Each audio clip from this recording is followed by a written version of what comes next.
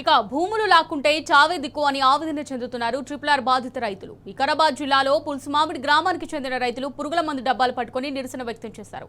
కొత్త అలైన్మెంట్ వల్ల మా భూములు లాక్కుంటే జీవనాధారం లేకుండా పోతుందని వాపోతున్నారు. పాత అలైన్మెంట్ ప్రకారమే ట్రిపుల్ రోడ్డు నిర్మాణం జరగాలి, లేదంటే మా పొలాల దగ్గర కుటుంబమంతా పురుగుల మందు తాగుతామని నిరసన తెలిపారు. కాంగ్రెస్ ప్రభుత్వంలో రైతుల గోడు వినే నాదుడే లేదంటూ ట్రిపుల్ రైతులు వారి బాధను వ్యక్తపరుస్తున్నారు. 2 ఎకరాల పొలంలో బావి తవ్వడానికి 20 లక్షలు ఖర్చు చేశాను.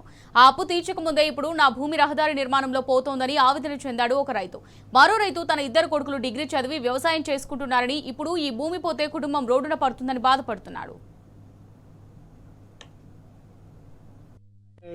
ట్రిపుల్ ఆర్ పోతుంది, అది కాక నా బాయిలు కూడా సెంటర్కి అయిపోయింది.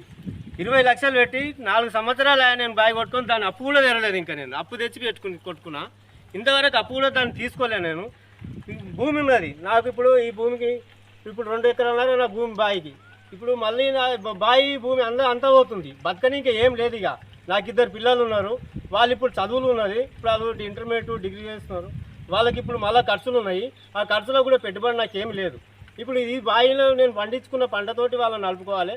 రేపు పొద్దుగాల కూడా ఇది వాళ్ళ జీవనోధారం కోసము వాళ్ళ పెట్టుబడి చదువుల గురించి నేను దీని నుంచే నేను చదువుకోవాలి వాళ్ళను.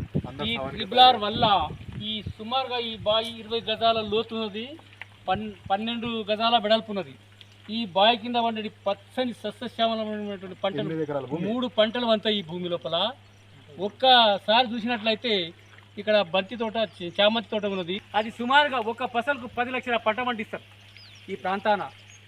ట్రిపుల్ అనేది 3 పంటలు తీస్తాం. ట్రిపుల్ ఆర్ అనేది ఎవరికి మేము వ్యతిరేకులం కాము, ట్రిపుల్ ఆర్కు కూడా వ్యతిరేకులం కామేము. ఎందుకంటే ట్రిపుల్ ఆర్ పాత అలైన్మెంట్ ప్రకారం వేయి.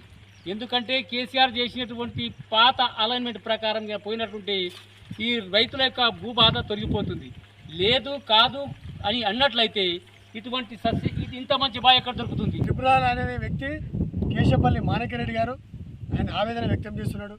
ఆ ఆవేదన దృష్టిలో పెట్టుకొని ఇప్పుడున్న గవర్నమెంట్ ఆయన మీద సానుభూతిగా తెలిపి ఆయన భూమి కూడా చూడాలని ఆయన ఆవేదన వ్యక్తం చేస్తున్నారు. కాబట్టి అది విరమించుకోవాలి, లేకపోతే జేసులో కలిసి ప్రాణ త్యాగానికైనా సిద్ధం అంటున్నాడు ఆయన.